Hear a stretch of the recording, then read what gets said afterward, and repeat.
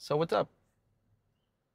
Today, nag-decide ako to start a YouTube channel, mainly to document my thoughts and in the future, maybe rewatch it and see where I was right, pero more importantly, saan ako mali.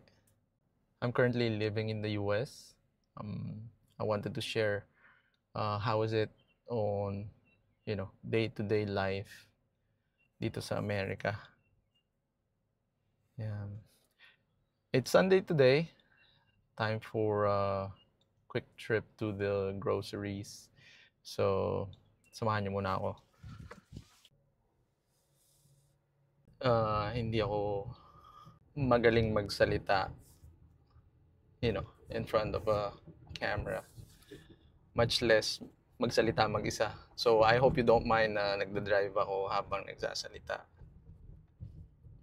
I've wanted to do this for a long time na, pero today lang siguro ako nagkaroon ng lakas ng loob para ituloy na talaga. So, who am I? Tawagin nyo na lang ako Mang Temi. Okay? And that's the channel name. But no, hindi tayo magtatayo ng kulto. Kung bata ka in the 80s or nag-aaral ka in the 80s sa atin, kung may team ka, galing ka probinsya, malaki yung chance Mang Temi din ang tawag sa'yo ng mga kaklase mo. And it stuck with me. I don't mind. Maybe I did nung bata ako. Pero ngayon naman hindi na. It's more of like something that I laugh about when I think about it. Mainly, I wanted to share yung mga bagay na probably curious kayo what it is living here in the US. Pwedeng curious din kayo dahil I've seen a lot of mga foreigners then who travel to the Philippines, tapos nagugulat sila kung gaano ka warm ang mga tao. In contrast, ikukwento nila kung ano sa Amerika or how they live their life dito compared to what they see sa atin. And I'm here on the other side of the perspective, to give a realistic, raw picture of how it is dito sa US. Coming here, masasabi ko ba na I've figured everything out already? The answer is no. We migrated just before the pandemic.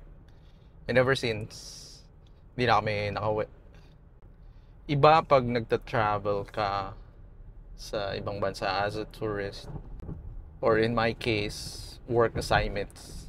Kasi mostly, employer mo naman ang nagbayad ng lahat ng expenses mo, right?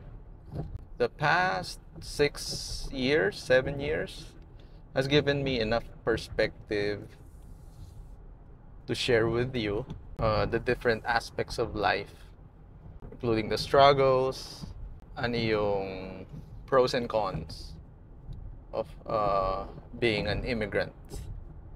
Personally, I've lived on different parts of the US already. So, meron din akong ibang perspective from different states. Magkakaiba ang mga tao, culture-wise. Even cities nga eh. Living abroad is really, really amazing. It has so many incredible and unique things that you'll experience because you do it. But with anything in life, it's a double-edged sword. Syempre.